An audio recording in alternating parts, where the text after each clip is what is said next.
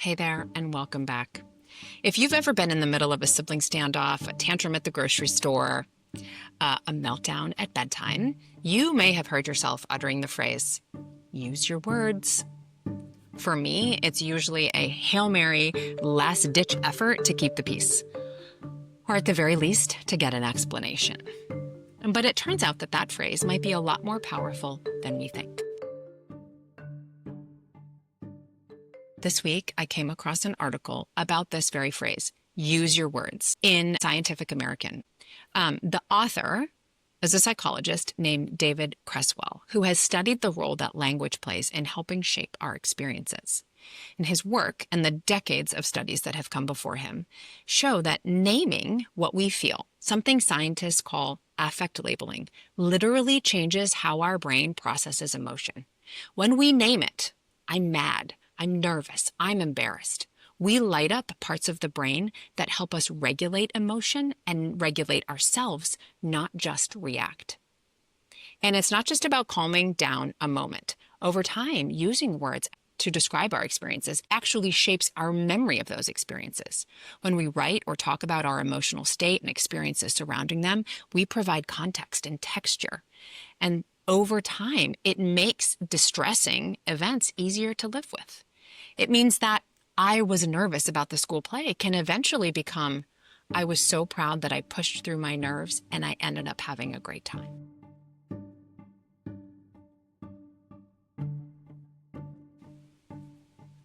Now, you know me, I think the dinner table is prime real estate for teaching skills.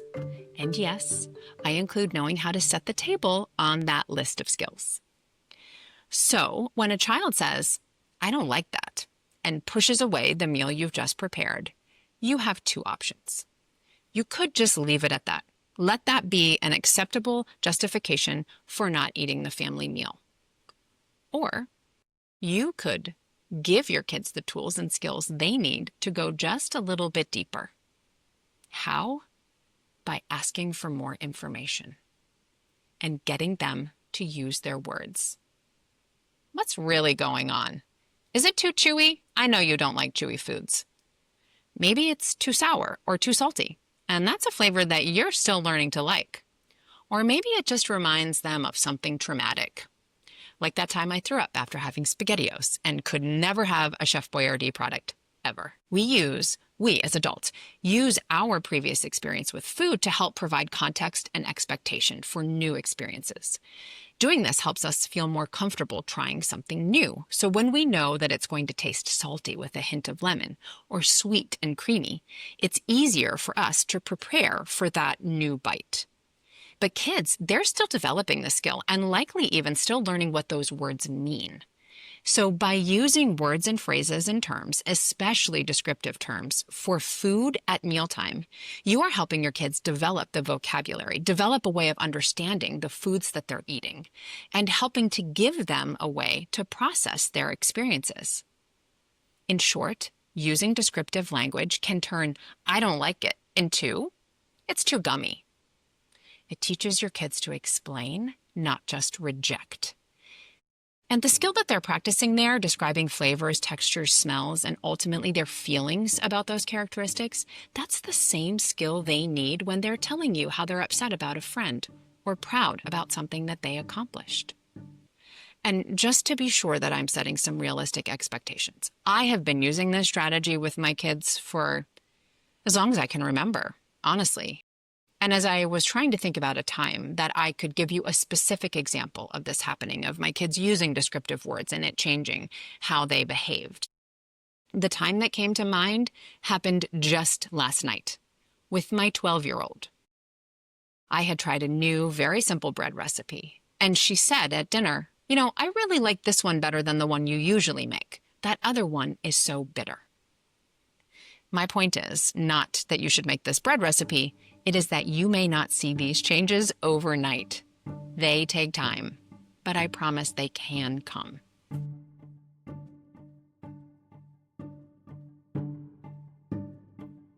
So, Cresswell's work also connects to something called memory reconsolidation.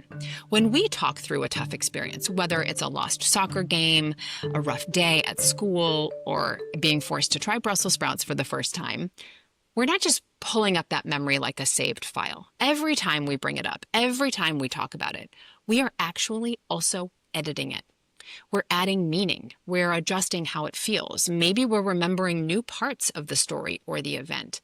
And then, and this is key, then we are resaving that memory with that experience with all of that context. Over time, this reshaping of memory can lower the distress that distressing events cause.